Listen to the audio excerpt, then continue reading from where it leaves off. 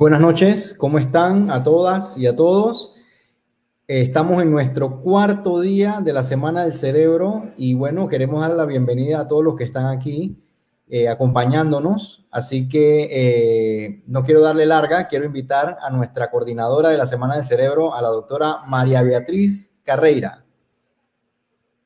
Hola, buenas noches. Buenas noches, amigos del cerebro y de la neurociencia. Estamos aquí en nuestro cuarto evento. Hoy es jueves. Hemos llevado una semana adelante súper completa, súper divertida, en donde todos hemos aprendido muchísimo de cómo funciona nuestro cerebro, de cómo funciona el dolor y el sueño. Y pues hemos interactuado con personas docentes también como nosotros y hemos intentado compartir conocimiento, recibir conocimiento y promover la Semana del Cerebro, entendiendo que la salud mental empieza por conocer cómo funciona nuestro cerebro y cuáles son las cosas que podemos hacer en el día a día para tener mejor salud mental, sobre todo en el contexto de COVID. Para hoy les tenemos preparados una sesión de preguntas y respuestas, pero antes de contarles el día de hoy, les quiero recordar que mañana es nuestro evento final de clausura. Vamos a estar regalando bastantes premios y vamos a estar interactuando con ustedes en lo que estamos llamando un Happy Brain Hour, un parking con los neurocientíficos. Así que Un queremos que parking medio vengan nerd, un parking medio nerd ahí. un parking super nerd. Queremos que vengan con preguntas, si tienen preguntas del cerebro y aún no las hemos contestado esta noche. Queremos esas preguntas. Queremos que vengan a parquear si les interesa ser neurocientíficos, si les interesa hacer investigación del cerebro, si les interesa colaborar con el grupo de neurocientíficos que han conocido esta semana. O sea, es un parqueo como para hablar de un poquito de todo y pues ganarse algunos premios que les tenemos preparados. Así que los invito a que se registren. Hay un registro porque lo vamos a hacer por Zoom, así que necesitamos que vayan a las cuentas de Memoria y Salud y la cuenta de Indicasat en Instagram y nos dejen sus datos para poder pasarle el link de Zoom mañana. Entonces, con eso pasamos entonces al evento de hoy. Realmente hoy vamos a estar hablando un poco de qué pasa con el cerebro en la pandemia. Y para esto, primero voy a presentar a la doctora Diana Oviedo, que va a ser nuestra host del evento. La doctora Diana trabaja con el grupo de investigación del adulto mayor panameño en Indicasat IP, el PARI, y es la encargada y realmente quien se ocupa de todos los componentes neuropsicológicos de nuestro estudio de investigación, así que es una super crack. Y además viene con una super crack de la neuropsicología panameña, alguien que creo que absolutamente todos admiramos y todos seguimos sus pasos. Así que hoy hay una noche que promete muchísimo y entonces le doy paso a Diana para que les introduzca las actividades de la noche. Hola, buenas noches a todos, ¿cómo están? Cuarto día, nos queda todavía dos eventos, nuestro live de hoy y como dijo Alcibiades y María, mañana nuestro último parking. Bueno, hoy realmente nuestro live va a ser con la doctora Emelyn Sánchez. La doctora Emelyn es psicóloga y es directora de la Clínica Neuropsicológica de Panamá y del Instituto de Neurociencia. Realmente creo que, como dijo María, todo el mundo conoce a Emelyn, la admiramos muchísimo. Ella realmente es una profesional que destaca por estar constantemente dando docencia en estos eventos públicos. Su manera de explicar las cosas es realmente sencilla. Cuando explica, todo el mundo se interesa, a todo el mundo le gusta. Y bueno, tenemos el gusto de tenerla hoy con nosotras, hablándonos un poco sobre cómo ha afectado la pandemia el cerebro, como dijo María. Hablaremos un poco sobre específicamente el virus, cómo puede afectar las funciones cognitivas y también de manera indirecta el confinamiento y cualquier otra situación asociada a la pandemia por COVID que estamos viviendo actualmente. Entonces, bueno, sin más preámbulo, los dejo con Emelyn, nuestra invitada de la noche de hoy.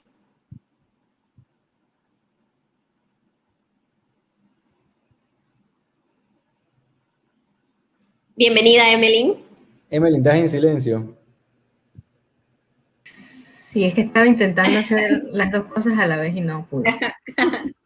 Bueno, quiero primero que nada agradecer y recibir los halagos que me han hecho esta noche, lo cual hace que mi sistema vagal esté más excitado y nervioso. Traté de presentar lo que se sabe hasta ahora. Lo bueno de la ciencia es que siempre se está alimentando de nuevos conocimientos y el COVID ha sido como un campo de laboratorio en vivo para todos aquellos estudiosos de algún órgano, y en este caso, pues, nosotros que somos los estudiosos del órgano cerebral. Y hemos visto que una de las maneras en que se ha afrontado la pandemia a nivel mundial ha sido el confinamiento, ha sido las cuarentenas, y dentro de las cuarentenas más largas y estrictas en Latinoamérica, pues Panamá está dentro de ellas, y una cuarentena para alguien que nunca ha vivido o ha tenido una experiencia previa de confinamiento va a ser percibida como un castigo. Nos hemos estado moviendo en la sensación de dolor durante más o menos unos 10, 11 meses, en donde se nos han puesto restricciones de movilidad y de reuniones. Por lo tanto, una de las cosas que nos ha estado pasando es que estamos deshidratados de toda esa parte social, desnutridos de todo el contacto social, y este aislamiento también ha hecho que, aparte de movernos con dolor, nos estemos moviendo un poco entre sentimientos que tienen que ver con tristeza. Antes de seguir hablando un poco de qué nos pasa con la pandemia, debo aclarar el concepto cognición, que es el título que nos trae esta noche. La cognición es un proceso cerebral. Dentro de los procesos cerebrales, la cognición es uno de ellos, y la cognición es un proceso cerebral o un proceso orgánico que tiene un alto costo. El cerebro demanda mucha energía, muchas calorías, consume mucho de nuestro organismo.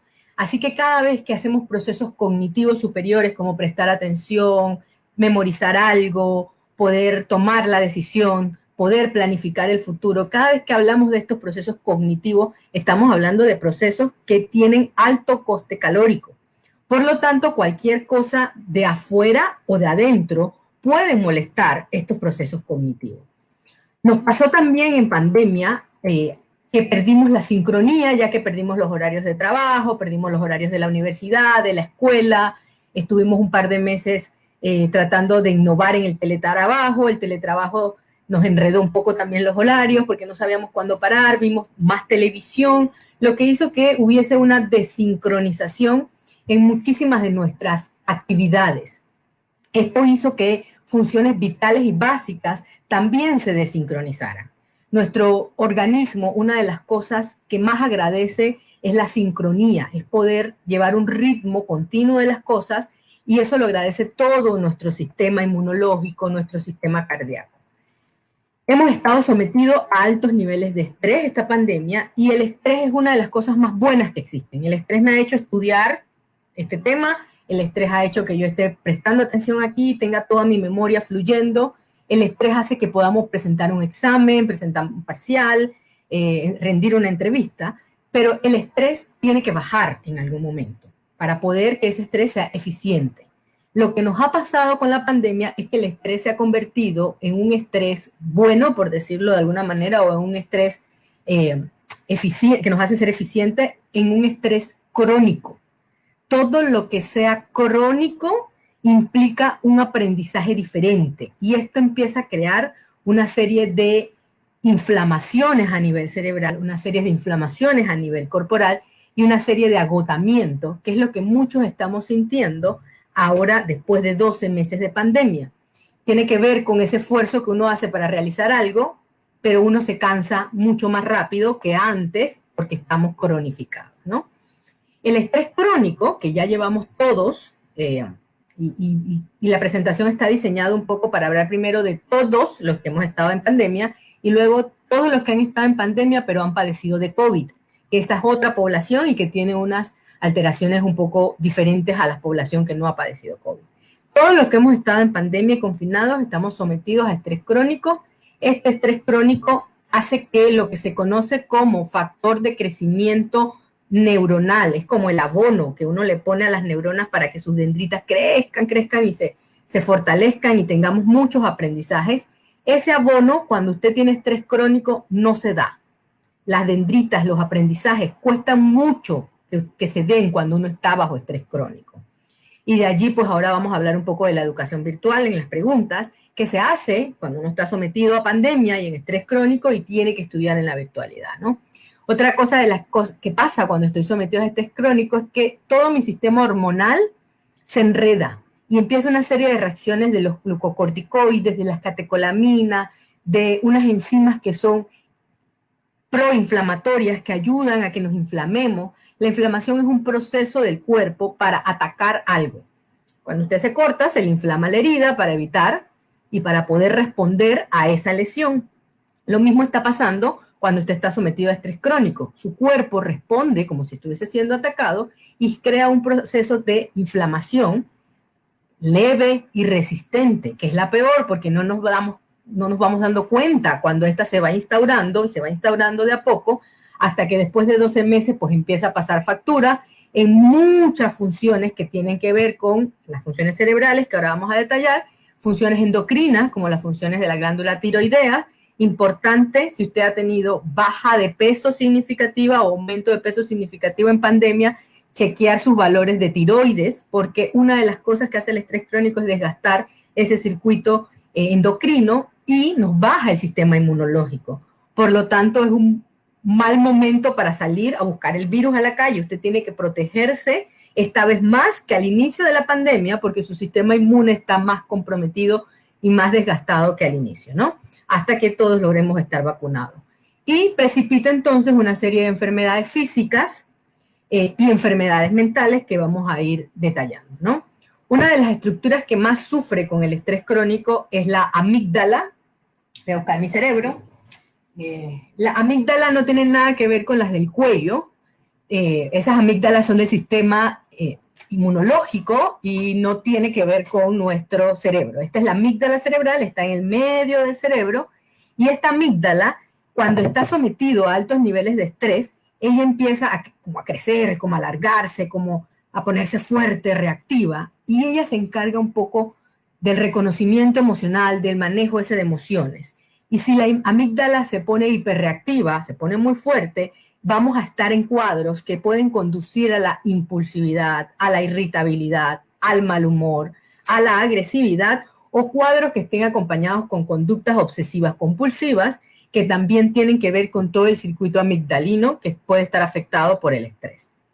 Otra cosa que hace el estrés, al alterar todo el circuito de los glucocorticoides y al alterar todo el circuito adrenérgico cortical, hace que el cuerpo tenga hambre, porque el cuerpo necesita energía inmediata para atacar el estrés. El problema está en que no podemos ingerir tantas calorías como nos las está pidiendo nuestro cuerpo, porque el estresor es un estresor que no combatimos físicamente, es un estresor que está en la mente, por lo tanto no hay tanto gasto calórico para responder a la cantidad de calorías que el cuerpo nos está pidiendo. Entonces, una de las consecuencias que estamos teniendo en pandemia es el incremento de peso en un porcentaje significativo de la población, y cuando hay un incremento de peso, pues hay un mayor favorecimiento a que ocurran enfermedades crónicas como la obesidad y la diabetes tipo 2, que son enemigos fundamentales de cualquier cerebro, ¿no? Por lo tanto, si engordamos o subimos de peso en pandemia, nuestro cerebro también lo está haciendo y va a sufrir consecuencias, no por la pandemia como tal, sino consecuencias secundarias por el aumento de peso, ¿no? Cuando hablamos entonces de qué pasa con los pacientes que encima de todo el confinamiento, de todo el estrés crónico, de toda la amígdala hiperreactiva, de todo el aumento de peso, de todos los trastornos del sueño que estamos teniendo, padeció COVID, este paciente ha entrado su virus al cerebro y ese virus ha entrado por diferentes vías. Una es el bulbo olfatorio, otra es el torrente sanguíneo y otras son unas enzimas que están en las células pulmonares. Entonces, ¿qué ocurre con el COVID? Es uno de los virus que causa lo que se conoce como neuroinvasión. El cerebro es un órgano muy protegido. Él está muy protegido de muchas cosas que pasan en el cuerpo y está protegido por la barrera hematoencefálica y está protegida también por la barrera linfática, una última barrera que protege al cerebro. Pero el COVID logra traspasar toda esta barrera y empieza a explotar una maquinaria en las células cerebrales que lo que hacen es que empiezan a multiplicar las células del virus. El virus empieza, se monta y se replica fácilmente, y el cerebro cómo reacciona haciendo una cascada inflamatoria, como reaccionaría cualquier órgano, así como reacciona la piel, y contribuye a que haya menos sinapsis. La sinapsis es el lugar en donde se almacena la información, en donde se almacenan los aprendizajes, las conductas, todo es como, tiene que haber sinapsis para que algo se grabe a nivel del cerebro. Y si el COVID entra y causa un proceso inflamatorio, va a haber una disminución de sinapsis. También se ha observado que la mielina, que es como un aislante, es como cuando usted agarra un cable de luz y usted le pone este gutaperche, que le decimos. Entonces usted le pone el gutaperche para que no se le salga el cablecito y la electricidad viaje y no se pierda la electricidad. La neurona es eléctrica y para que esa electricidad viaje muy rápido, tiene que ser recubierta de un aislante, de una gutapercha, y ese aislante se llama mielina. Resulta que el COVID empieza a atacar a las células cerebrales que forman la mielina, que se llaman oligodendrocitos. Y el COVID los ataca y hace que esta vaina de mielina se ponga delicada, se ponga más delgada, y esto puede favorecer a que en el futuro tengamos mayor propensión de generar enfermedades como Parkinson o enfermedades tipo Alzheimer. Hay que tener en cuenta también si el paciente ha padecido COVID, si también el paciente ha tenido que ingresar a la unidad de cuidados intensivos y si este paciente ha pasado cuánto tiempo en la unidad de cuidados intensivos, porque a mayor tiempo en la unidad de cuidados intensivos, a mayor tiempo de intubación, el paciente va a tener mayor deterioro cognitivo o mayor probabilidad de presentar dificultades cognitivas que aquel paciente que no requirió ir a la unidad de cuidados intensivos. Estos cambios cognitivos todavía no lo sabemos, pero aparentan que puedan ser bastante duraderos. Por lo tanto, una de las cosas que se propone para enfrentar toda esta pandemia del COVID es que hagamos chequeos permanentes, porque puede hacer que algunas de las afectaciones no salgan en el momento, sino que se vayan instaurando lentamente y los déficits se vayan viendo con el tiempo y con los meses, ¿no? ¿Qué se ha visto dentro de las alteraciones neuropsicológicas que causa el COVID? Se ha descrito como lo que se conoce como un síndrome disejecutivo, es decir, un síndrome que afecta principalmente las áreas prefrontales o las áreas más de la frente, más anteriores del cerebro, y esas áreas tienen que ver con la atención sostenida, o sea, poder prestar atención por más de 12 minutos, de 13 minutos, sin perder el foco, sin perder lo que me están diciendo o sin perder lo que estoy mirando. Se ha visto que se afecta la memoria, sobre todo la memoria que se le conoce como memoria de trabajo, que es la información que yo pongo en el momento para utilizarla, que es lo que utilizaríamos, por ejemplo, para aprendernos la lista del supermercado. Me encargaron leche, huevo, pan, harina, pancake, ¿y qué fue lo otro? ¿Fue lo otro? Ahí hay un fallo en la memoria de trabajo, porque en la memoria de trabajo más o menos pueden caber 7 unidades de cosas.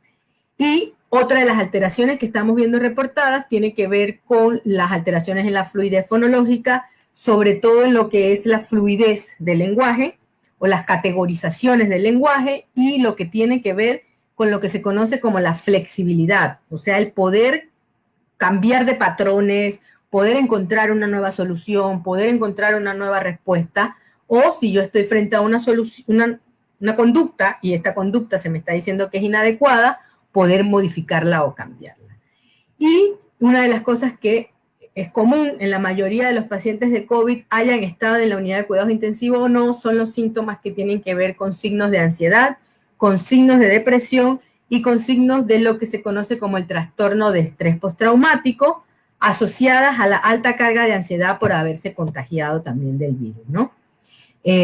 Hasta ahora y hasta el momento se ha reunido mucha información. Pues si uno entra a un buscador y pone cerebro y COVID, va a encontrar muchísimos artículos, pero algunos artículos y la mayoría son de poca población, así que vamos a estar constantemente retomando información o conociendo nueva información de lo que el COVID puede hacer realmente a nivel cerebral, o qué otras cosas o qué otras enfermedades o patologías podría estar destapando post-COVID en aquellos pacientes que lo han padecido, ¿no?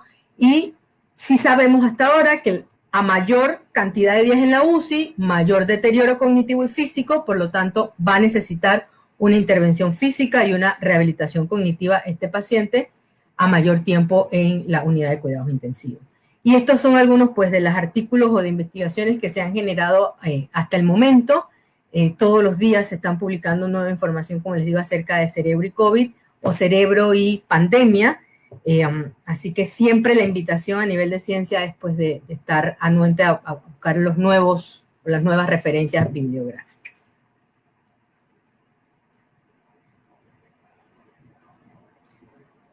Ok.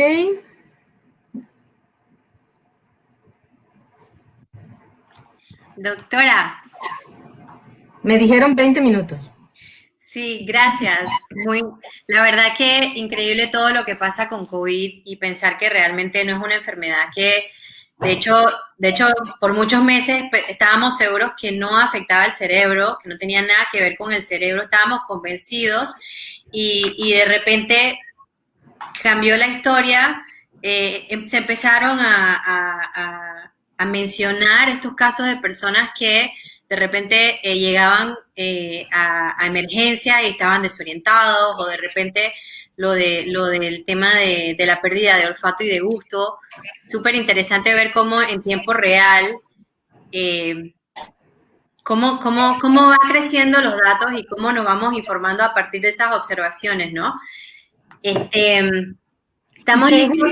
Es un virus muy interesante, porque bueno, uno que está más inmerso en el mundo del cerebro sabe lo protegido que una neurona está, o lo protegido que ese cerebro está, o sea, que no es cualquier virus el que logra llegar hasta el cerebro. Entonces, este virus es tan astuto que logra entrar, y entra precisamente por el bulbo olfatorio, y entra precisamente haciendo esto, ¿no? Que la persona tenga pérdida de olfato, pérdida del gusto, y que dura un par de rato, o sea, que eso significa que la inflamación sí. está durando un par de meses o más.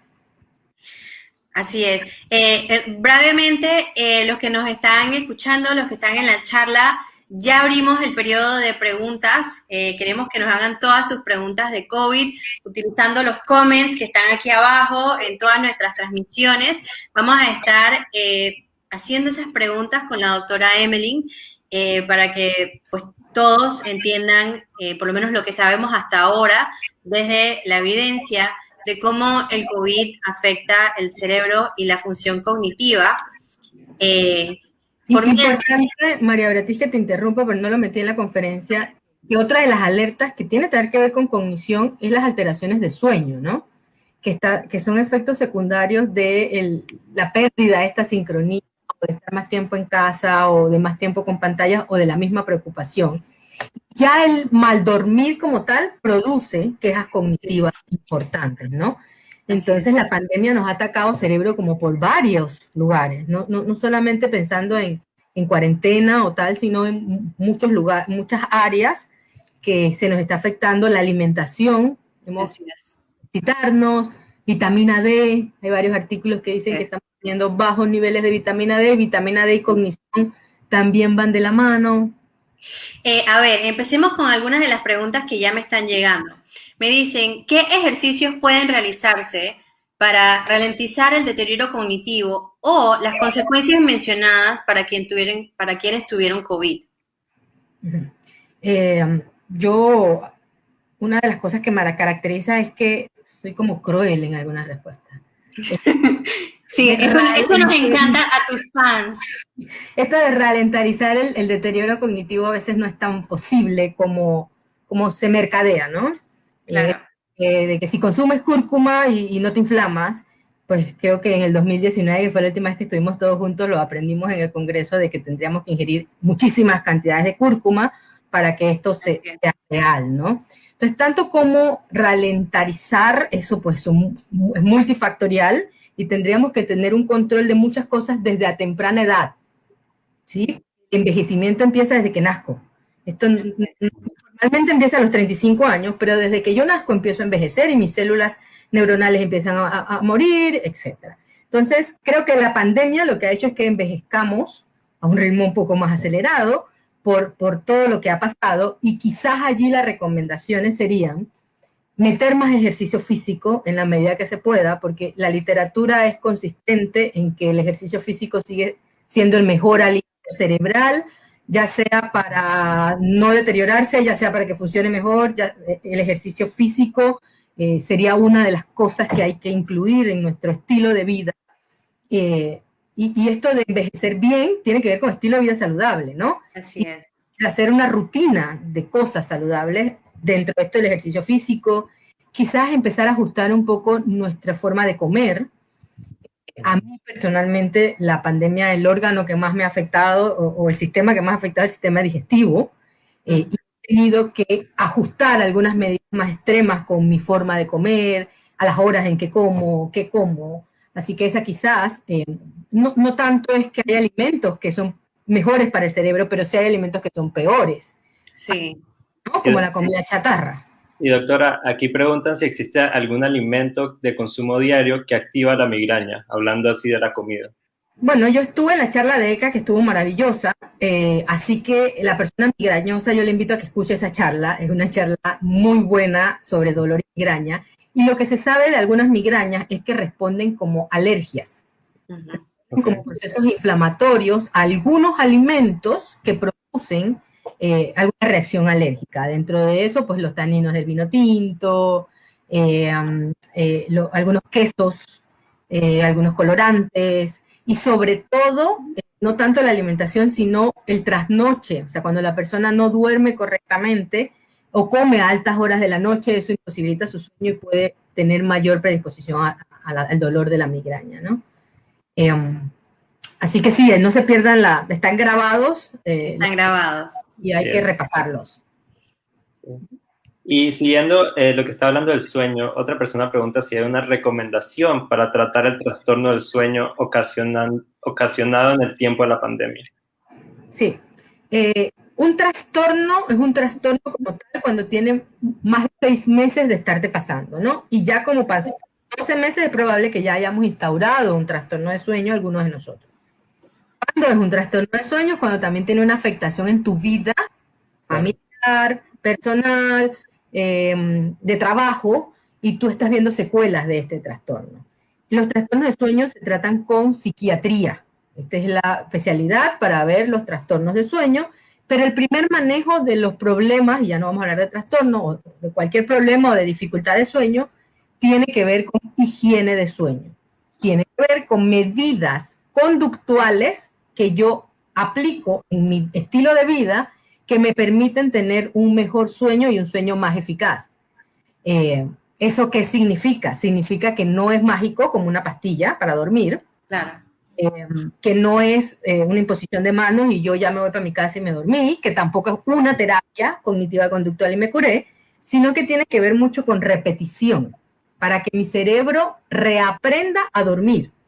Porque él aprendió a dormir hasta por lo menos los 14, 15 años, que el adolescente hace como un rejuego ahí, y vuelve a aprender. Porque ya de adultos, entonces yo duermo a la hora que quiero, y ya de papás, pues ya no puedo dormir, y ya de neuropsicóloga menos, y así nos fuimos por la vida sin saber dormir. Entonces, lo que es enseñar al cerebro a volver a dormir. Me encanta eso, porque realmente yo creo que es como un mito, eso de que, bueno, es que yo duermo cuando tengo sueño, y realmente lo que estamos diciendo es que yo duermo cuando ya no aguanto más porque estoy increíblemente cansado y agobiado de absolutamente todo en el día, y realmente hay que conceptualizar el sueño como un hábito que se tiene que desarrollar. O sea, creo que eso me parece muy bonito. Tengo un montón de preguntas, así que vamos a ir como tratando de meterle frecuencia. Yo quisiera cerrarlo, si después preguntamos tras el sueño está bien, pero yo quisiera cerrarlo del sueño como uno de los superpoderes que yo le aprendí a las neurociencias, ¿no? Así es. Emeline, asociado con esta de sueños, hay una persona que pregunta como que le dio COVID y estuvo con oxígeno 4 días y perdió el sueño. Así es. Usualmente duerme solo 3 horas y tiene además depresión, entre otras cosas. Entonces pregunta qué puede hacer para salir de este estado. Claro. En esos casos ya se mezclan varias, lo que se conoce como comorbilidad. Yo no puedo pedirle a un paciente con varias comorbilidades que haga algo conductual o algo de hábitos. Ahí probablemente sí va a necesitar una ayuda farmacológica, porque lo que le pasó es que su cuerpo entero estuvo sometido a una amenaza y ahora todo su cuerpo va a reaccionar con miedo. Y una de las cosas que es contraria para una buena noche de sueño es el miedo. Déjame ver si lo puedo explicar rapidito y si lo puedo hacer bien para todo público. Hay una fase de sueño que se llama sueño profundo. Esa es la fase en donde nosotros estamos más vulnerables. En ese momento nos puede matar la persona que se mete a robar en la casa y no nos damos cuenta, porque nuestro ritmo cardíaco baja, la temperatura baja, por lo tanto escuchamos menos, sentimos menos, estamos como inmersos en un mundo muy, muy, muy interno, casi parecido a la muerte, en donde todo el cuerpo se está reparando.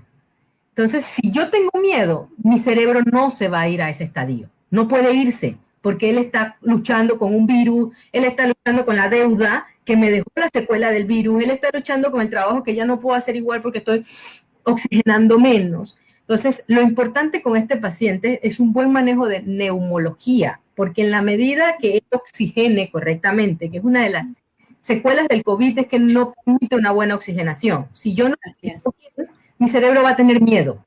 Y no porque haya algo amenazándolo, sino porque no está respirando. Entonces, este miedo que ya es aprendido es lo que por ahí estábamos hablando de trastorno de estrés postraumático. A veces me voy a tratar de intentar dormir y viene esta sensación de que me desperté con miedo o viene una idea recurrente y no voy a poder quizás hacerlo con un manejo conductual. Ahí mi recomendación y mi invitación es que sea visto por un psiquiatra. Para poder mirar si realmente hay un trastorno de ansiedad y de depresión que requiera un manejo farmacológico que ayude a esta persona a instaurar hábitos saludables. Y una vez ya salido del cuadro, ir soltando los fármacos, una vez instaurados los hábitos saludables. Excelente. Y sí, había otra persona que pedía recomendaciones y todo, o sea que esta recomendación es como para todas las personas que pueden tener, ¿no? Que consulten al médico porque realmente hay muchos factores que pueden estar influyendo un trastorno del sueño. Hay que acordarse que el cerebro es un órgano y al ser un órgano forma parte de varios sistemas, o sea, forma parte del sistema nervioso, pero todos los sistemas del cuerpo lo pueden afectar. Entonces, si usted tiene una falla a nivel del sistema digestivo, su cerebro se afecta. Si usted tiene una falla a nivel de su sistema inmunológico o endocrino, su cerebro se afecta. Lo mismo, el COVID es una invasión en todos los sistemas. Es una de las características de este virus. Es multisistémico. Al ser multisistémico, usted está atacado por cualquier lado. Y una de las cosas que se afecta es el cerebro. Y el cerebro es visto, en este caso, por psiquiatras, porque estamos hablando de trastorno de ansiedad y de depresión y de sueño, por un psiquiatra, así como usted iría al gastroenterólogo si le duele la pancita mucho, ¿no? Genial, excelente. Genial. Vamos a cambiar un poquito a otro tema de cognición, uno que nos encanta, la atención. ¿Cuál es el manejo de los cambios de atención que has visto que se generan a partir del COVID? Bueno, a partir del COVID y a partir del mismo teletrabajo, porque realmente la mayoría ha estado más expuesto a pantallas, y esta exposición mayor a pantallas hace que el span, que es como el tiempo de atención que yo puedo tener, o la cantidad de cosas que puedo prestarle atención, se vea disminuido. Entonces, si antes se hablaba que la atención sostenida podría ser entre los 14, 16 minutos, estamos hablando que ahorita estamos fluctuando entre los 10 y los 12 en los adultos, ¿no? Y esto es parte del desgaste. Y a mí me sirven todas estas charlas porque es como cuando uno va aumentando de peso de a poquito. Si tú vas aumentando como de a gramos y de a onzas y de a media libra, no te das cuenta cuando realmente subiste. Entonces, aquí lo mismo, hemos estado oxidándonos de a poquito, y nos siguen diciendo, échale ganas. Bueno, sí, échale ganas, pero llega el momento en que ese échale ganas también es, hombre, estoy cansado por toda la pandemia. Entonces, es normal que la cognición, atención, memoria y función ejecutiva se afecten. Y si encima me dio COVID, pues sí, voy a tener niveles de atención más fluctuantes y cortos que los que antes de la pandemia. Claro. Emelín, hay unas preguntas sobre neurofisiología un poco. Voy a tratar de unir dos en una. Hay una que pregunta como que cuáles son los mecanismos y los receptores que están involucrados con COVID y de qué manera se produce esto, el virus, pues, o penetra, digamos, el cerebro, el sistema nervioso. Sí, el virus está entrando, puede entrar por los pulmones, como dijimos, que es una de las vías, puede entrar por el torrente sanguíneo al hacer el intercambio de la barrera hematoencefálica y puede entrar por el bulbo olfatorio, que el bulbo olfatorio así, en las memorias del café, pensemos en cómo huele la casa de la abuela. Entró el olfato y como es uno de los sentidos que va directo al cerebro, él es muy potente, muy, muy potente. Entonces, lo mismo pasa de lo vulnerable que es. Entonces, estoy expuesto a que el virus entra y el virus se empieza a replicar en cerebro. Por eso es que se le llama que hay una neuroinvasión, porque él también se replica a nivel cerebral y el cerebro tiene que atacarlo como cualquier otro órgano y en lo que lo ataca no puede hacer sus funciones principales como las partes cognitivas. Los mecanismos fisiológicos, creo que también está la charla de la profesora Oris. Oris. Sí, soy buena estudiante, me he visto todo. Oris también tiene una explicación. Ella es fisióloga y creo que sería muy útil también que repasáramos la explicación de ella. Excelente, sí. Videos están en nuestras redes, en la cuenta de Memoria y Salud, así que pueden volver a él para repasar un poco el material.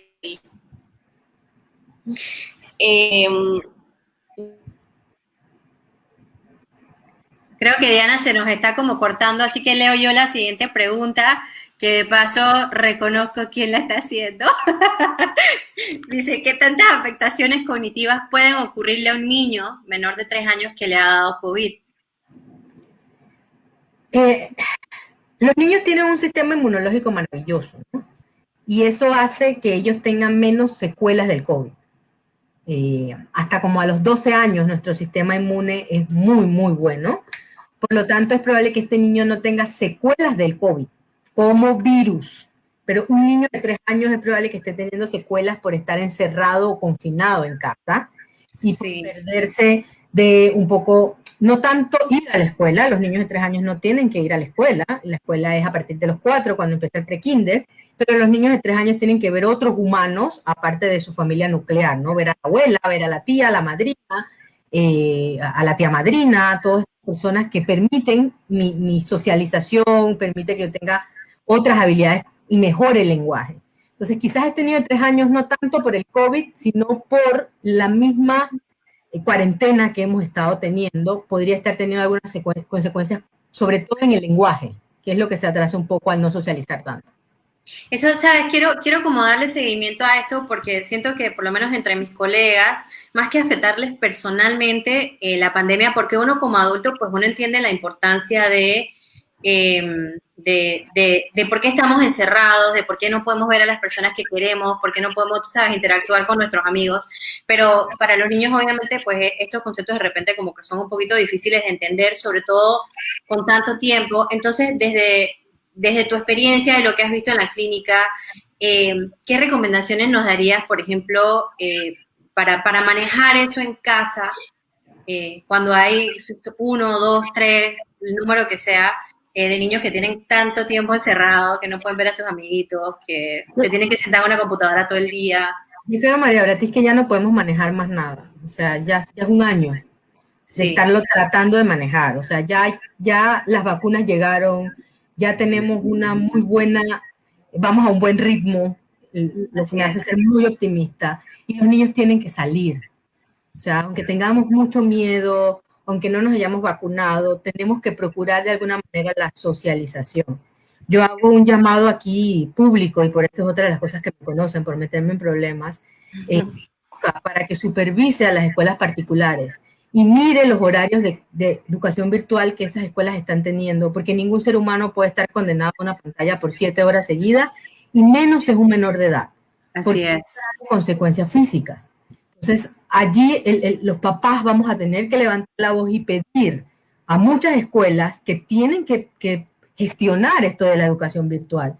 La Cris dice 20 minutos de pantalla o de clase y hacer una pausa de 20 minutos. Y así nos vamos. Y eso es media mañana si acaso. Pero los pacientes míos están desde las 7 de la mañana hasta las 2 de la tarde frente a una pantalla y eso no es justo para los niños. Así es. No enfermamos con el COVID y con la cuarentena, lo vamos a enfermar con esta educación virtual que no la estamos haciendo de la manera correcta. Así que yo llamo a los papás a que los saquen, a que los ejerciten, a que vean el verde, a que tomen sol. País tropical y vitamina D baja, que es todo incongruente, porque tenemos un sol... Sí.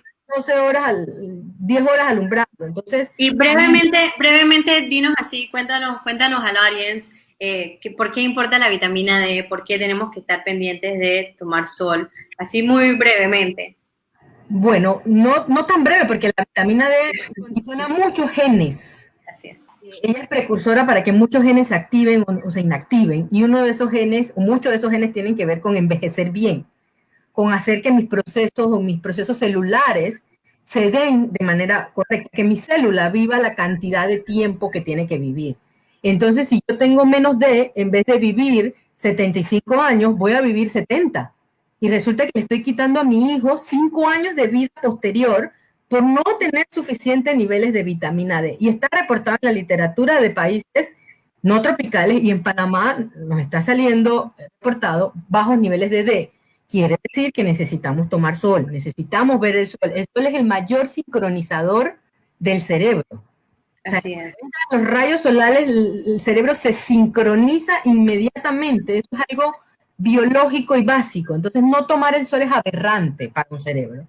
Así que una de las mayores recomendaciones para los papás es saquen los pelados a que vean el sol y vean algo de verde en los pocos parques que tenemos, pero que sí existen y que sí hay, ¿no? Sí.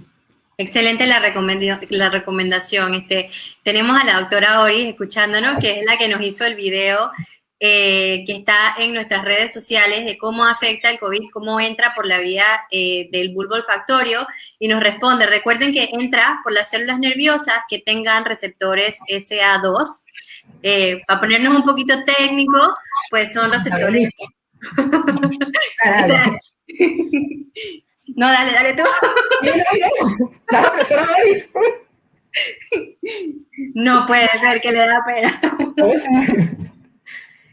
Sí, bueno, esa es la respuesta técnica y les invito a que vean el video porque realmente se explica de cabo a rabo qué pasa con el virus, cómo entra, a cuáles células del bulbo olfactorio, porque tenemos por lo menos 3 tipos, infecta una, cómo se conecta al cerebro, cómo pasa todo lo que pasa a raíz de esa infección inicial. Hacemos una preguntita más. ¿Hay alguna prevalencia en cuanto a la edad o género en la aparición de alteraciones neurocognitivas por COVID? No he encontrado una respuesta correcta a esto, pero podría ser un poco de inferencia sobre las enfermedades crónicas que más se asocian con alteraciones de COVID que tienen que ver con obesidad y diabetes, que está un poco más prevalente en varones, ¿no? Entonces, si ya yo entro con estas patologías ya proinflamatorias, porque la obesidad y la diabetes son enfermedades crónicas proinflamatorias, o sea, ya yo entro inflamado a recibir el virus, entonces voy a tener mayores alteraciones neurocognitivas y esto parece ser más recurrente en varones, ¿no? Pero están también las alteraciones emocionales, que son las trastornos de ansiedad y depresión, que son más frecuentes en mujeres. Pero es una pregunta que queda abierta para buscar, ¿no? Diferencias de género. Edad, sí sabemos que a mayor edad, mayor probabilidad, porque ya a mayor edad, mayor proceso inflamatorio. Vamos creciendo y nos vamos inflamando, ¿no? Esa palabra me gusta mucho y la he repetido tanto, inflamación, inflamación, inflamación, porque es lo que realmente explica lo que nos está pasando a todos en el momento. Así es. Y, por ejemplo, en el caso de nuestros adultos mayores, que son pues los que están más en riesgo, los que sabemos que también pues tienen como una inflamación, digamos, crónica más elevada, y están más aislados inclusive que nosotros, porque son esa población de riesgo que tenemos tan encerrados. En ese caso, ¿cuáles son las recomendaciones que tú darías a la audiencia? Sí, el adulto mayor debe estar estimulado socialmente. O sea, lo peor que le puede pasar a un cerebro adulto mayor es aislarlo o dejarlo en soledad. Y esto puede ser que el adulto mayor está en la casa, pero lo tiene en un cuarto. Y él come en su cuarto. Y con la excusa o con la sensación de que lo estoy cuidando, lo aíslo en un cuarto y ni siquiera tiene la interacción con la familia nuclear o la burbuja nuclear. Entonces, esto es lo peor que le puede pasar a un cerebro, ya sea muy pequeño, como un niño, que necesita la presencia de un otro para poder desarrollar el lenguaje. Un adulto mayor necesita la presencia del otro para estar sus células completamente estimuladas. Así que la recomendación es no dejarlos solos o de sentirse solos, buscar algún tipo de estimulación, ya sea física, que camine dentro de la casa, que mueva los bracitos, si tiene poca movilidad, que mueva las manos, y esta parte de contarnos historias. O sea, no importa cuántas veces mi abuela me haya repetido el cuento de la boda, pero para ella cada vez que lo cuenta está rememorando ese recuerdo, está activando sus neuronas, sus sinapsis están trabajando, su lenguaje está mejorando y por ahí me mete alguna mentirita que ya, como ya no se acuerda de todo, mete una mentira y va rellenando huecos, todo eso es estimulación. Entonces, escucharlos, escuchar al adulto. Mañana tengo un date con mi abuela de cena, ¿no? Porque no la he visto en 15 días y ¿qué? Para conversar, para escucharla, porque esa estimulación es importante. Así es. ¿Sea familiar o no, María Beatriz? Porque hay muchos adultos mayores que no son familia, que están solos en un apartamento, y si tienes algún vecino o algo, pues hacerle saber al otro que ahí estamos. Así es, así También es. me gustaría acordarle a todos que tenemos un post en nuestro Instagram sobre envejecimiento activo que también habla un poco más de esto. Así es. Bueno, creo que hemos tenido una sesión súper rica, hemos aprendido un montón contigo, Emily. Siempre aprendo contigo y me encanta cómo hablas, cómo eres tan didáctica, de verdad que quiero desarrollar esas habilidades que tienes. Siempre es un gusto compartir contigo y hoy ha sido espectacular. Te agradecemos mucho la contribución a la Semana del Cerebro porque pues es la semana más pretty de todo el año porque estamos hablando del órgano más hermoso de todos. Pues hagamos algunas conclusiones muy breves. El COVID nos está afectando directa e indirectamente por las medidas de salud, por todo lo que hemos tenido que hacer para evitar el contagio, pero es importante recordar que todos estamos como que sufriendo las consecuencias de esas medidas a tan largo plazo y que debemos mantener siempre presente que aunque nos estemos cuidando, no podemos descuidar los afectos, no podemos descuidar las conexiones sociales porque son esenciales para todos y son más importantes aún para nuestros niños, para los jóvenes que están en el proceso de desarrollo, que necesitan afinar las conexiones entre sus neuronas y también para los adultos mayores, que son los más susceptibles no solamente a la enfermedad de COVID, sino a todas las enfermedades crónicas y todas las enfermedades neurodegenerativas y otras enfermedades que están relacionadas al cerebro. Así que con eso le quiero dar las gracias, doctora Emily. Les recuerdo brevemente que mañana tenemos un Zoom, que es un happy hour, un happy brain hour, para que vengan a hablar con los neuros y cualquier duda que se nos haya escapado por ahí, la podamos hablar en el Zoom, ya sea relacionada al cerebro o relacionada a la carrera o relacionada a la investigación, como ustedes decidan. Se tienen que registrar, así que por favor regístrense en nuestras páginas. Tenemos links en las páginas de Instagram de Indica Sata IP y de Memoria y Salud. Y con eso yo termino de hablar. No sé si alguien más quiere decir algo. Sí, doctora María. Sí, yo quiero decir una cosita nada más. Hay que agarrarse fuerte entre todos. Así es. O sea, estamos subiendo todavía la cuesta. Cuando estemos todos vacunados, la bajada. Y en esa bajada, para no irnos de boca, hay que agarrarse uno entre todos. Estamos aquí todos agarraditos. Así que la mejor forma de proteger la cognición es estar en tribu. Estar en tribu. Doctora Emeline, y si nos puede también compartir sus redes sociales, donde la podemos encontrar en Instagram y eso, porque yo sé que usted sube mucho contenido, hace sus lives, y bueno, aquí algunos oyentes estaban preguntando de sus redes, así que si por favor nos las puede compartir. Creo, Julio, que es @clínica neuropsicológica. Ok. Sí, yo parezco eficiente, pero soy muy poco tecnológica. Me gustan más los humanos. Yo eso de las redes a veces son necesarias. Mira cómo estamos aquí, pero no es nada más rico que un congreso y un cafecito así. Y abrazarse un poco. Por supuesto, olerse. Así es. Sí, así es. @clínica neuropsicológica en Instagram. Gracias, Julio. Vale. Gracias a todos. Gracias, Emily. Gracias. Un Nos gusto vemos verte. mañana.